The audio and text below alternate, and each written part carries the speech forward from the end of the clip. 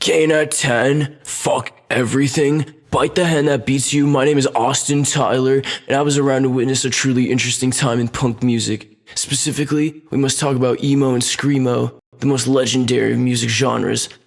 First off, I gotta open with the fact that real emo comes from the DC emotional hardcore scene in the late 90s screamo scene, and that was the very scene I was able to be a part of.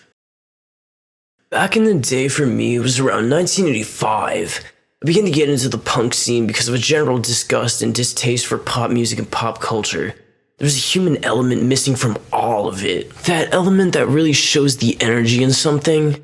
The element where you have the freedom to tell anyone in the world to go fuck themselves to their face. Authority and establishment always pissed me the fuck off, honestly. And by the time I was angsty and 15, I found myself getting my ass kicked in mosh pits and being reborn in the chaos of hardcore punk riffs played so loud that they'd break fucking guitar amps.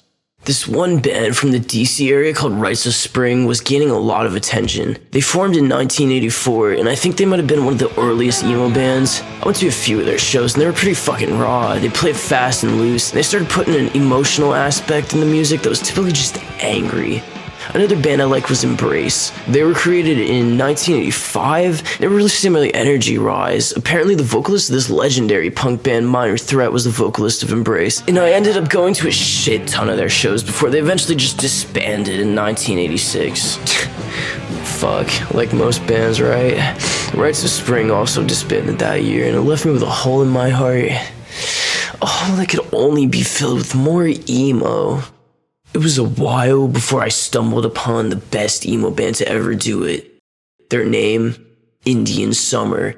I'd seen probably 1,000 bands, a lot were staples in the community, and a lot never went on to play a second show. But no band puts the kind of energy into their music like Indian Summer. They formed in 1993, and I found them in 95 after my friend showed me their album. None of their songs really had names. They were all untitled, but they were so unique. They combined spoken word with screams. They had sections of soft melodic instrumentation rivaled by noisy chaos. They became underground legends in the emo scene fast. Many people liked them, but then a lot disliked them, and I heard some people calling them Indian Bummer because their live shows just kinda sucked. But that's the charm, and they were awesome when I got to see them. They came from Oakland, California, and they were touring around the East Coast. I saw them on tour, and they were just so fucking awesome. The dynamics to their sound was something that was unseen, and the energy was just to die for. They went on to inspire countless emo bands from that point on and became known as a pillar of first wave emo.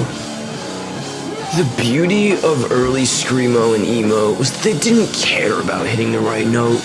All they cared about was the message behind what they were screaming into that microphone at that time, and that's where the true soul of it lies. You can see professionals play like robots, but you'll never see anything quite like real punk. With the raw energy, people crying into the fucking microphone because the power of what they're saying means that much to them. And then you look at the crowd, and what do you see? You see a whole fucking crowd screaming back. That's real screamo, emo, hardcore bullshit, bitch.